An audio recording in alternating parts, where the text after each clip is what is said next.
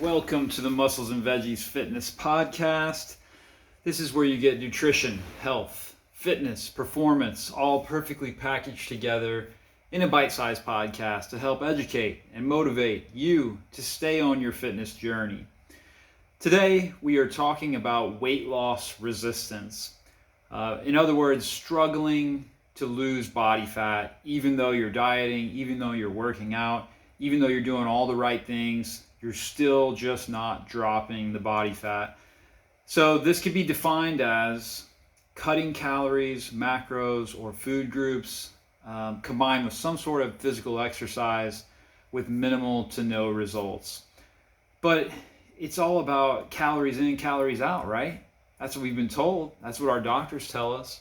So why is that not the case? Why is it not working that we've started a diet, we started a nutrition plan, we're watching our calories, we're being more active, we're going to the classes or we're going to the gym, but maybe you've lost 5 or 10 pounds and now it's just stopped and you're just stuck and you feel like I'm doing all this work but I'm not getting any of the results. Well, we have to look at there's so many more layers to the onion than just calories in and calories out and eating less and moving more. So what are the layers to those onions? Well, first we have to look at the proof that's right in front of our doctors, right in front of our medical community, registered dietitians, you name it. And it has to do with a few different aspects. Number one, whole foods and processed foods aren't the same things. And in fact, a 2010 study actually proved this. They looked at whole food processed or whole food sandwich versus a processed food sandwich. Exact same amount of calories, same macros, same everything. And they gave this to a large number of people. What they found was that the whole food sandwich actually had an increase in metabolic rate postprandial or after they ate it. But the processed food sandwich actually had a 50% decrease in energy expenditure after they ate it. That literally means that the processed food sandwich that they ate slowed their metabolism down compared with the whole food sandwich. But they're the same amount of calories though, right? So it shouldn't matter. Well, that's not the case. When your metabolic rate slows down, the rate at which you burn calories, you're way more likely to store that food as fat. So that's exhibit A. It's not just about calories. What about hormones? How do you know that hormones don't play a role when you're just telling people to eat less and move more? Well, I want to ask you a question. How do you make a mouse in studies? How do you make a mouse fat? Well, you feed it a processed food chow diet, right? In excess, and that rat will continue to eat and get fatter and fatter, right? But they can only get a mice or rat so big. How do they get a mouse completely morbidly obese? Well, this is really interesting. What they have to do to get a mouse completely morbidly obese, because their instinct will actually shut them down from overeating once they get so fat. What they do is they actually give the mouse or the rat fluoride, and fluoride kills their thyroid, and their thyroid regulates their metabolism. Suddenly this mouse doubles in size from its original state, and it's all from manipulating its hormones. So fluoride is a side note. I'm not going to get distracted by going into fluoride. If you would like to hear a whole podcast on that, let me know. However, what we want to take away from this is the fact that manipulating hormones and hormone values has a massive role in our metabolism. For example, just think of this for a second. Synthroid is the number 2 drug prescribed as of the recording of this show. Synthroid, a thyroid medication, number 2 drug prescribed in all of the United States. So obviously there's a thyroid problem. Otherwise, this would not be the number 2 drug prescribed. We also have an obesity problem. So there's clearly a correlation between thyroid problems, processed food, and weight gain. Okay, so all of that just to say that whether you're talking about calories or whether you're talking about hormones, there's multiple layers to this onion that we call weight loss and metabolism. All right. So here's my hierarchy. When I start flipping over rocks with a client to try to figure out what are the things that they've tried, what are the things that they've done, here is my hierarchy of importance. And this is number 1 through 7. But first, I want to take a second and I want to give a shout out to our sponsor. Who's the sponsor? Well, I am the sponsor of today's podcast. If you would like to support me and the information that I give away in this podcast, do me a favor.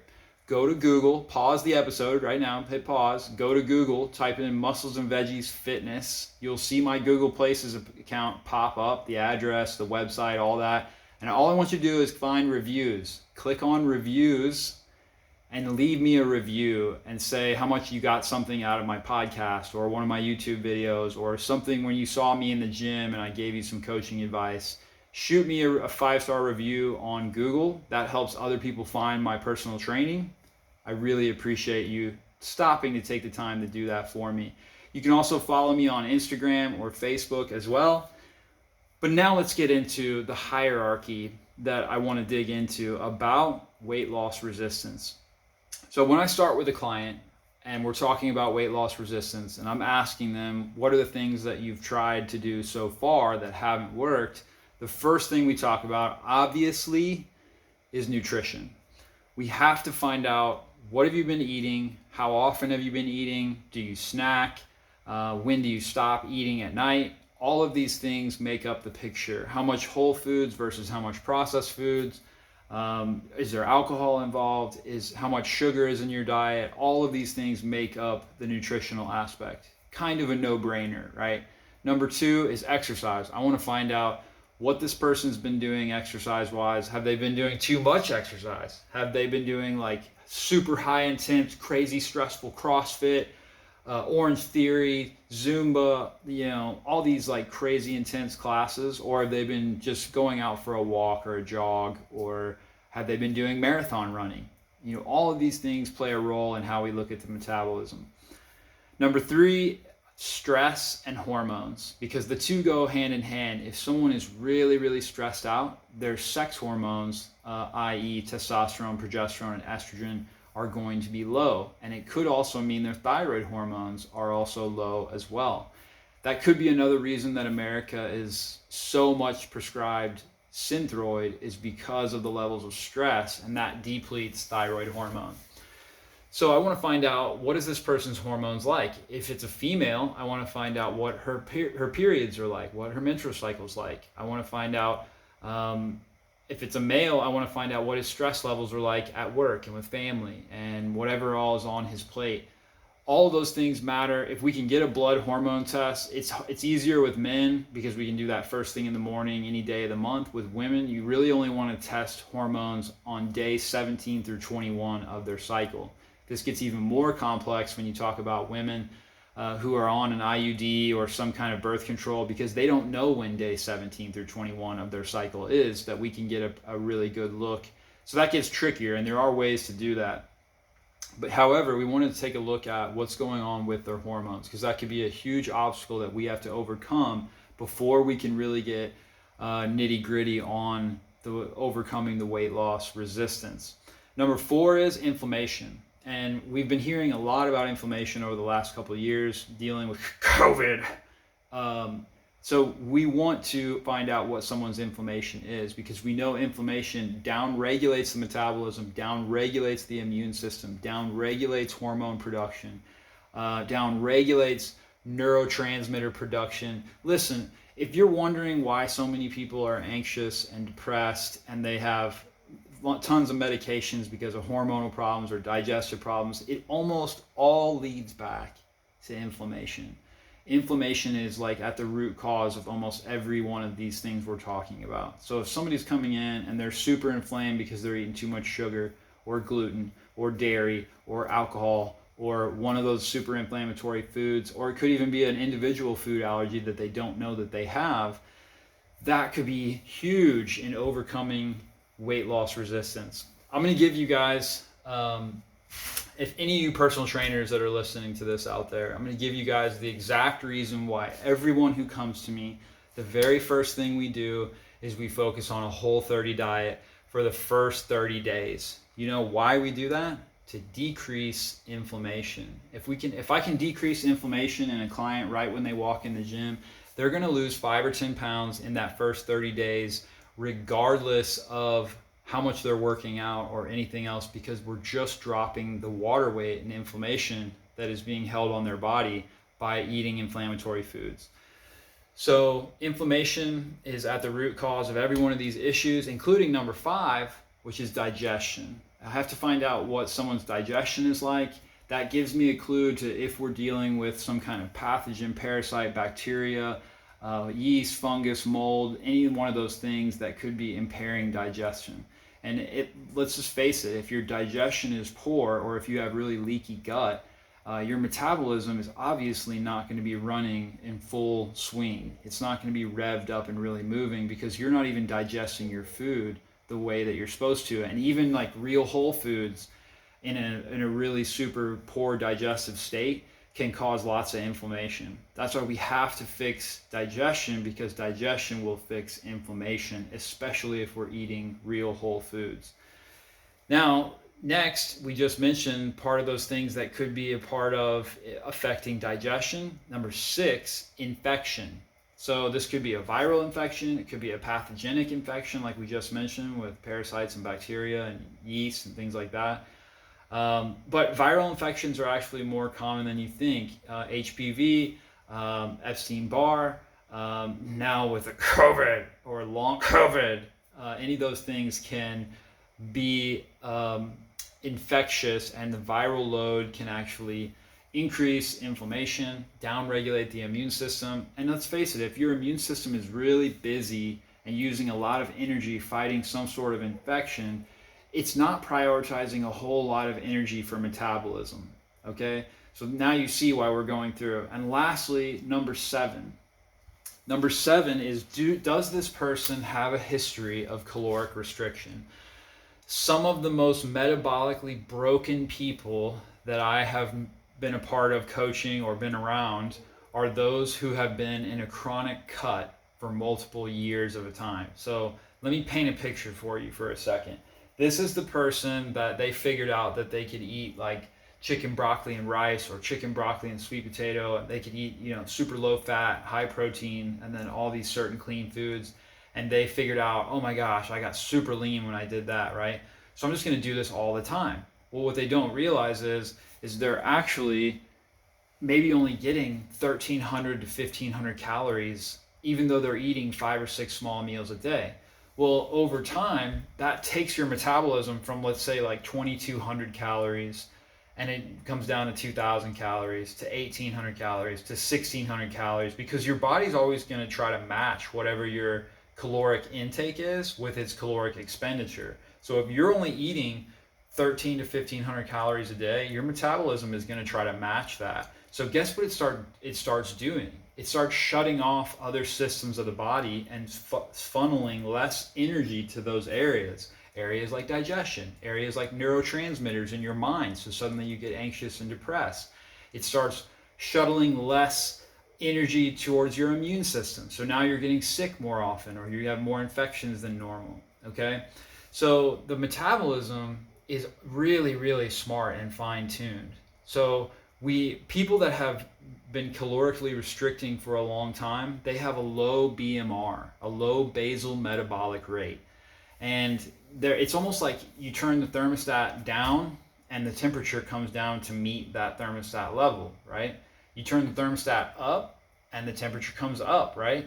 That's how the metabolism is working with caloric expenditure. Listen, caloric intake is the biggest lever you can pull when it comes to increasing your metabolism.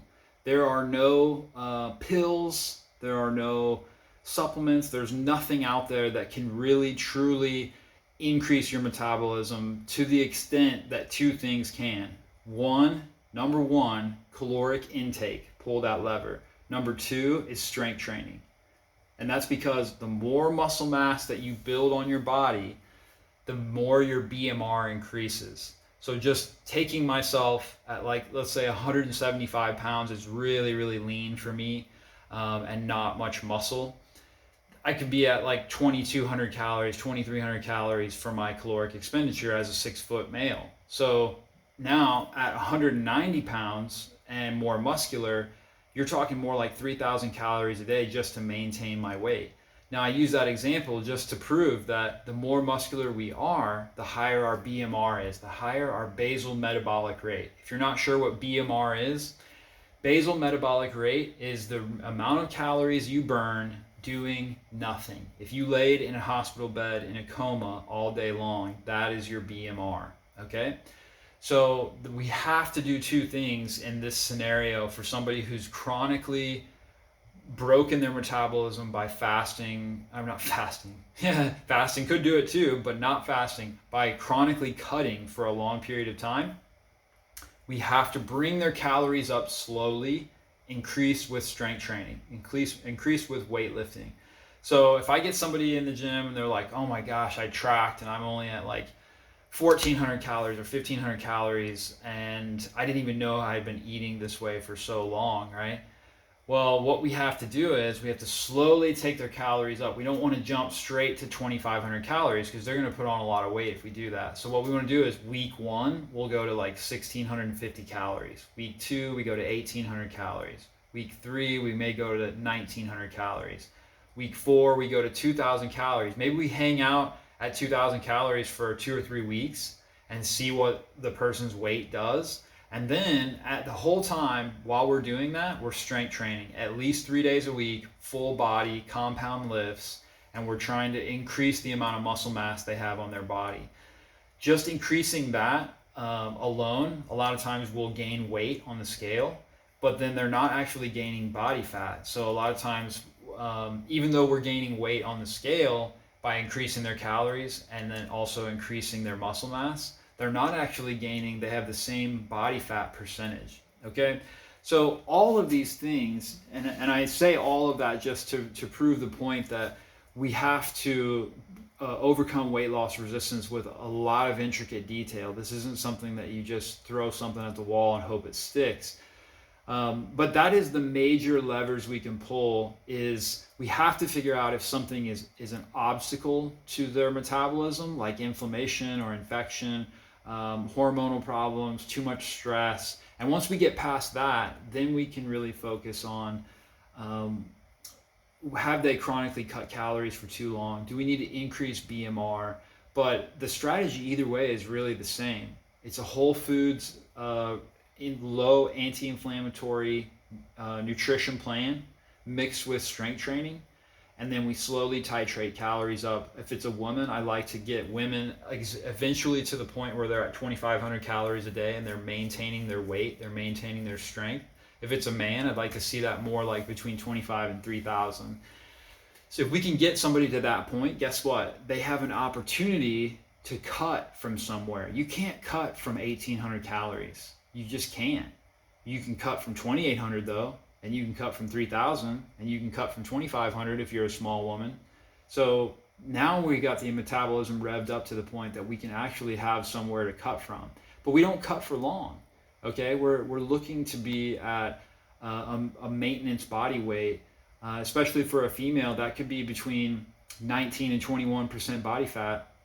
And maybe you cut down once a year for 2 weeks under 18% when you go to Hawaii or you go to a wedding or something like that. But then you go right back to your maintenance weight after that. Or for a man, maybe like that's 12 to 14% body fat when you're just hanging around, and then you cut down to 10% or lower than 10% just for a brief period of time before you go back to your maintenance calories.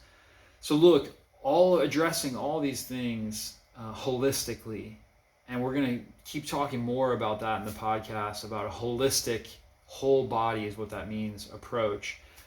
We can overcome weight loss resistance in 99% of the people that we coach at Muscles and Veggies. So if you like what you're hearing, please do me a favor, leave me a review on iTunes or Spotify. Share this with somebody that also is on a weight loss journey and maybe is struggling with weight loss resistance. Don't forget to leave me a review on Google Places and to follow me on Instagram and Facebook. But thank you for spending this 20 minutes with me today, and I hope that you tune in next time for the Muscles and Veggies Fitness Podcast.